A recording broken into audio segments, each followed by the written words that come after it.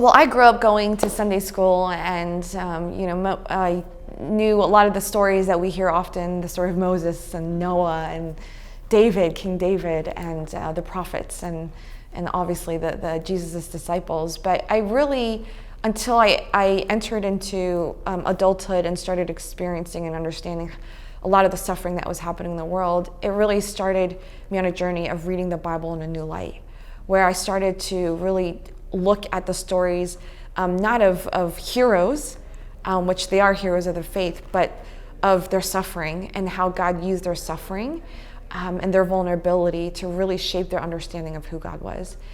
Part of that was, there's so many stories in the Bible. Joseph is just one example. He was an immigrant who was sold into slavery by his brothers. He's someone who's considered a victim of human trafficking in modern day terms. And he was in a situation of injustice because he didn't necessarily do anything wrong, but he was imprisoned, and he waited years and years and years and years to be released. And you see through his story that he waited upon God, and God really redeemed him out of that situation and used him in a really powerful way to save the Israelites, right, from famine. But you also see, even the story of Jesus, that he is someone who is God in human flesh. And he is someone who walked on this earth and really knows intimately well what it feels like to be an outsider. It says that a prophet is not welcome in his own hometown. And Jesus knew that the very people who were the scholars of the day, the individuals who were supposed to be the teachers of the law, were the ones who were going to be persecuting him and believing that he was not the Son of God. And we see throughout scriptures, obviously in Matthew 25, Jesus says, when you welcome the stranger, you are welcoming me. When you're visiting the prisoner, you're visiting me. When you're giving food and shelter and clothing to the outsider, you're actually doing that to me. And the reason he says that is because when he was here in human flesh, he experienced every single one of those emotions that we go through. And in fact, when you actually see his ministry, what you see is that he didn't just care about people's sins and their depravity and the human condition. He actually cared about them socially and physically. In fact, most of the parables that we hear about, when he fed the 5,000, he was meeting a physical need of hunger. When he healed the woman at the well, or the woman who was bleeding, he healed a very physical need that he had. When he healed the crippled and told them to pick up their mat and walk, he was tangibly showing them his power through a physical healing.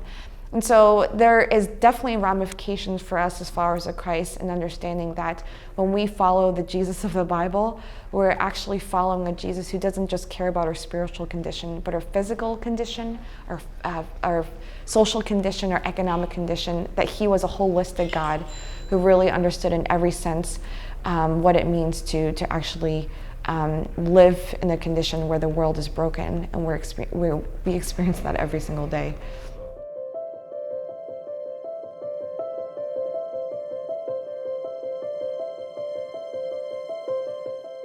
I think oftentimes when we think about loving our neighbor, we think about it's the person who's living right next to us and the people whom we're really comfortable with. And it's true. I think geographically we can draw the circles around the people who are in our immediate vicinity.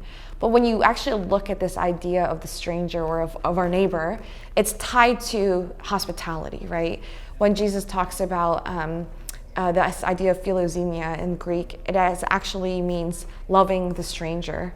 And so the opposite of that is xenophobia, which is a fear of the stranger. And so the hospitality that Jesus talks about in the Bible is not a Martha Stewart kind of hospitality where we're inviting our friends into our homes and having a nice dinner. That's almost the easy thing to do. But the Christian idea of hospitality, the Jesus idea of hospitality, is when we invite our strangers and even our enemies to actually commune with us and to build relationships with these individuals. And so the idea of hospitality, I think, is fundamentally tied to loving our neighbor, where our neighbor is not someone who makes us feel comfortable, but oftentimes our neighbor is sometimes the individuals who can make us feel very uncomfortable and insecure in who we are. And so when you see how Jesus walked on this earth and communed with the very individuals in which he was, in the communities in which he was placed, he specifically sought out the people whom no one wanted to associate with, whether it was the Samaritan woman or whether it was a tax collector. You see in his life that he communed with the very people the world wanted him to hate. And so I think as we consider loving our neighbor, it really means that we have to redraw the lines of neighborhood from a geographic sense to a kingdom sense, to this idea that every single person is made in the image of God, and we have a responsibility to love them without any kind of demarcations.